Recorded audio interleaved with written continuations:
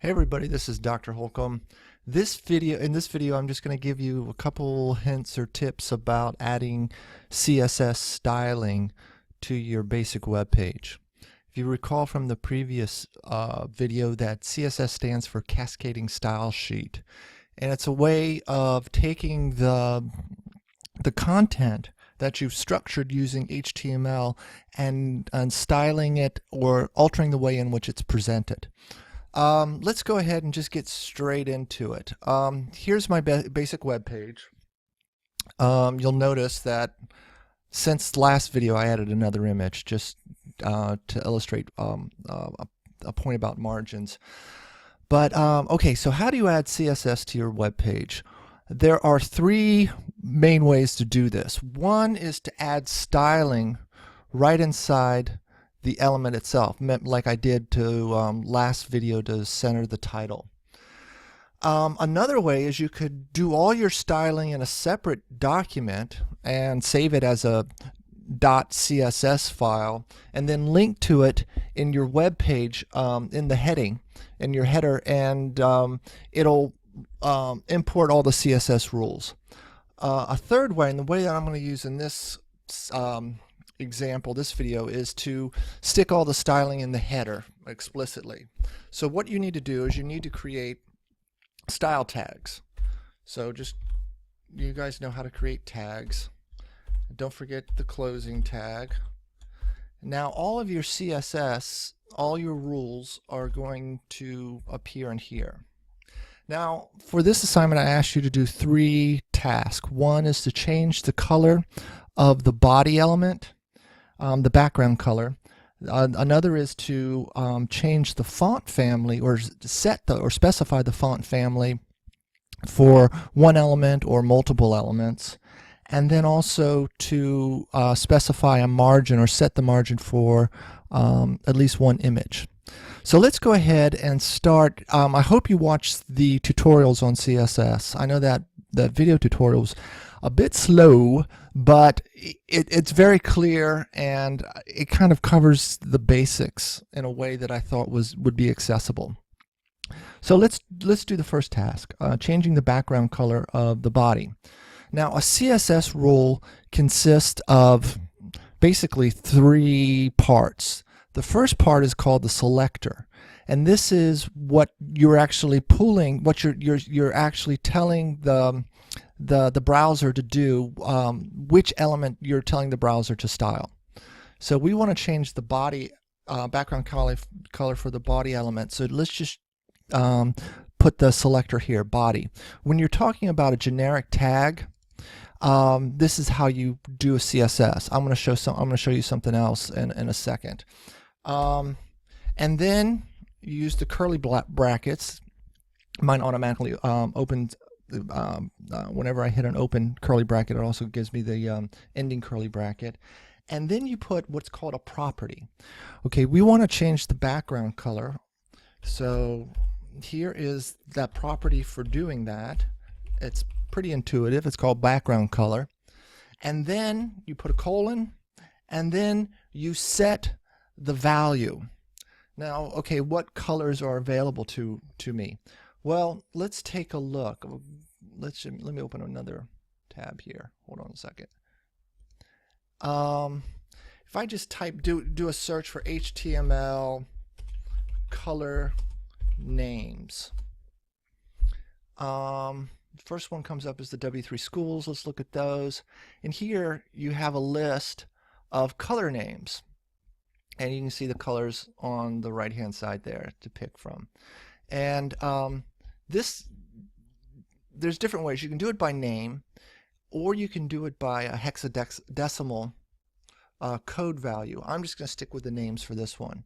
Let's just go with beige. So you go back here and you type in beige, and then the convention is to end that with a semicolon. So I'm going to save it, and then I am going to go to the browser and reload it. I hope you can see this in the video. It's changed to a beige color. If I changed it to, I don't know, let's just say blue.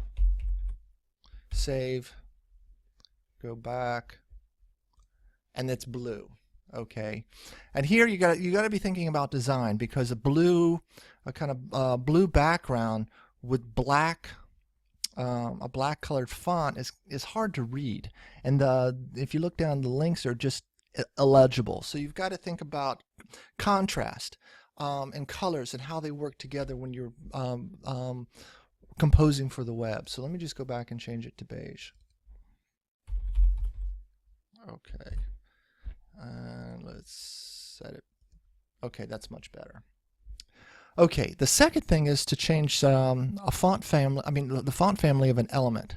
Let's look at our HTML code. Let's see. Oh, let me see this one. That's the CSS rule that's embedded in an element. Let me just move it up here. The way you would do this, because it's a generic element, you just go H3, curly brackets, property is text align, and the value is center, end with a semicolon. Get rid of this. Okay, resave, and it should still be centered. Yeah, it's still centered. Okay. Now, to change the font family, say I want to change, I could change all the text in the web page to a single font family by changing it for the body. This is the cascading part. It falls down if you look at the, into the nested elements. But say I only want to do it for the P elements. Okay. Let's see. Let's go up here. It's a generic tag, so just do P, and then, oops. The property is font family.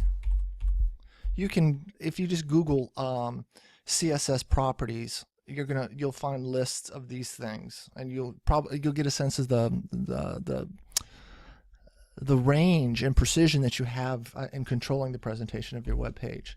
I'm going to pick a kind of standard font, Arial. It's that's a specific font. This is a generic font, sans serif. That just means a font that doesn't have the little footers on each letter.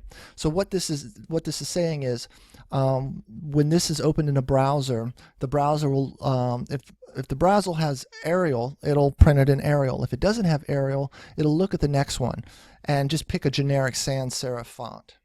So I've got the P elements in Arial. Let me save.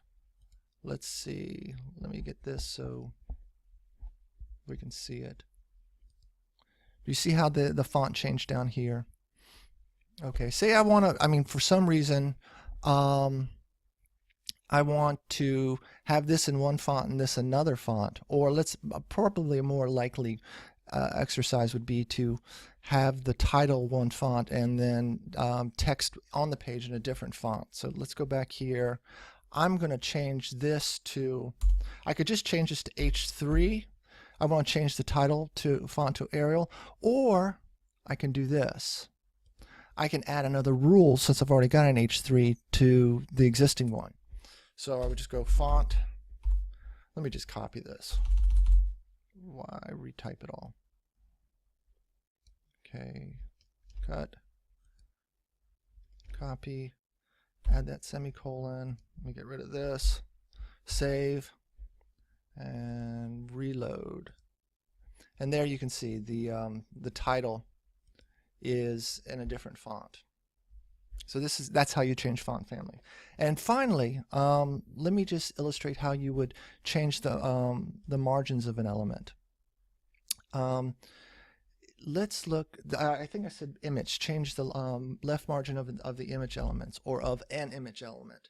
You can do it again. For all the image elements, and the property is margin left. If you want to change the right margin, it's margin dash right. You also can do the top or the bottom margins. Let's just make it 100. The PX stands for pixels. You can kind of play around with different values to see how much a pixel is worth. So let's look at this. Now something should happen to these images when I refresh. and bingo, they do. That's 100 pixels, and then that's 100 pixels because it's setting the margin for each image.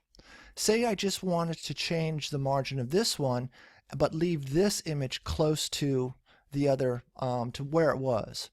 Okay, how would I do that? What you would do is you go to the element that you want to make the change for, and you can select it, kind of distinguish it from other image elements by giving it an ID attribute. ID is a unique name for that attribute. Let's just call it, since it's Thinker, it's a Thinker JPEG, let's just call it Thinker. Okay, so, and then how do I pick the selector? How do I write the selector? In this case, when you're referring to an ID, the convention is to use the hashtag and then the name. That way it knows to look for an ID. So it should only change the margin of the Thinker element. Let me go back. Let me see, why didn't it do that? Let me try it again. There you go. I didn't save it. So it's just doing this margin. I can give this a separate margin, a different margin if I'd like. And but I'd have to give this thing a name. Let me call this, give it an ID, let's call it Bliss. And go up here and say Bliss margin left, let's say 250 px. Save it and reload, and it bounces. It has this is a 250 margin. It's relative to the thing before it. Okay, that's all I've got. I hope those are useful guidelines as you work on your web pages and add style to them. Okay, if you guys have any questions, as always, email me. Come by my office. It's always a joy to actually see your faces.